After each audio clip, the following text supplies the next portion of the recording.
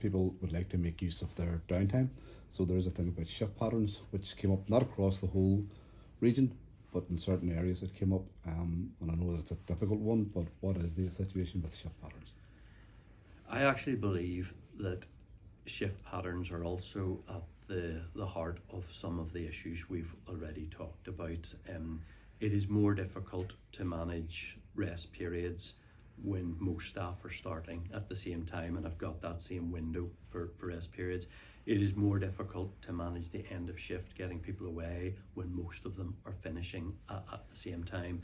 So I do think shift patterns are part of the answer, a significant part of the answer to addressing those other issues. But it is something which there's really mixed views. Again, from what I hear from staff, there are some staff who are very proactively raising with me their desire for different shift patterns and their knowledge that many of their colleagues in the same station and the same division would be keen to do the same.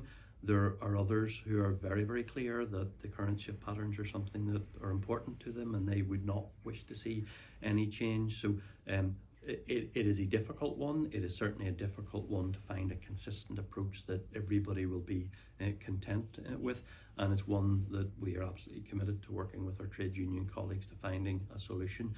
But there's got to be some principles in there on how we do it. It's got to be done in a way that is addressing and supporting the well-being of our staff. It's helping them to get the things we've talked about, to get their breaks on time, to get finished on time, to get their annual leave. And I think we can use shift patterns in a way that meets those needs. There will be certain staff who have a desire for a certain shift pattern that actually would be very helpful for us in getting some harder to shift or fill shifts covered. There are also staff that our current shift patterns make it very difficult for them to actually do the job and to balance work with family life and family responsibilities. We've got to find a way that's flexible enough to meet all of those needs. That's not going to be easy, and I don't want to suggest it is, but I think we can certainly make progress, and that's something I'm keen that we really progress as a matter of urgency with our trade union colleagues. Yeah, support, and we know the important role they played, especially over COVID, but and continue to play to this very day. But what are the plans to sort of cement that role? Yeah, and when we were out and about, we met with a lot of our PCS staff as well as the A&E crews. And while you mentioned about A&E support, I do just want to say how much we value the role that all of our PCS staff provide, including those doing the core role of the non-emergency work. But two main comments and feedback from the staff doing an A&E support. One is those who really enjoy it, but are concerned about the lack of certainty of the future, but also views from those who are doing it who are less keen on it, feel that they would prefer to do their core non-emergency role, and I do think we have to find a way to accommodate both of those. We've certainly relied heavily on the A&E support over the last couple of years, and I don't see that changing anytime soon.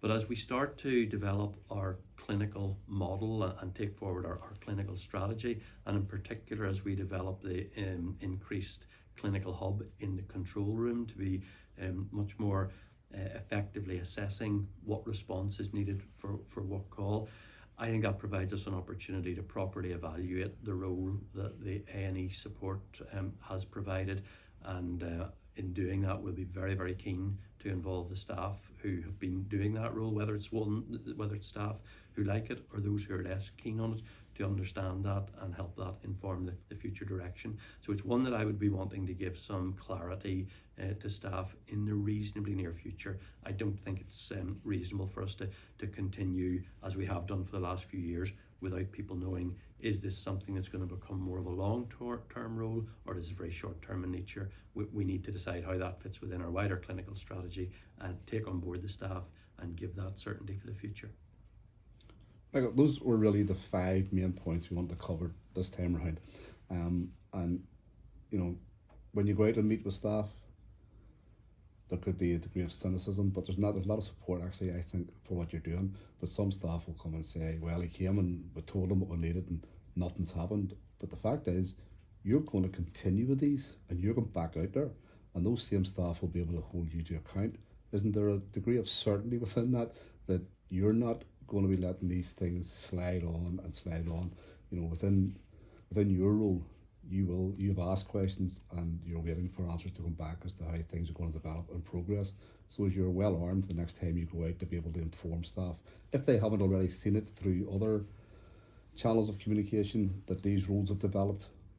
What are the plans going forward in terms of this staff engagement? How have you found it? Has it been the best type of staff engagement you have found as opposed to the Zoom meetings and the things like that? Certainly better than Zoom meetings, John, because there's no substitute for engaging with people face to face. It can be hit and miss. We can be there, and there's times when there are no crews in, and then you can very quickly have 6 crews, and you're talking to 2 or 3, and conscious, you know, you're trying to hear what everybody says. One of the things I love about going out and meeting with our staff, whatever the location, and I think this does work reasonably well, but we've got to find other ways, is they're very, very honest and direct. And you know, that's always done with a bit of humour, it's always done respectfully, but it's challenging, and there are people who are very open to say to me, we've heard you saying this, we've read you things that you've written about this a year ago, 2 years ago, nothing's changed. And they're right. On some of these, very little has changed. Now, I wouldn't want that to take away from the huge amount of effort that's going into trying to address them. But by and large, it will only matter to those staff whenever it feels different to them. And we need to do more that does have a real meaning for them. So we will absolutely keep it going. I'd be really interested, and I said to people when we were out, I'd be really interested to hear from them how this would work. Are there certain times of the day would work better? We can't expect people to come in when they're not working. We know we can't stand people down for a period of time. So are there other ways we can do that? All of the issues that were raised, I can absolutely assure all of our colleagues, those are part of firm plans that members of the other directors and their senior colleagues are working on. I'd like to hope there's an awareness of that. So for example, the late finishes work, there's an improvement project around that. We've got quite a number of staff who volunteered to be part of focus groups. So when there's opportunities to participate in that sort of work, I'd ask people to do it.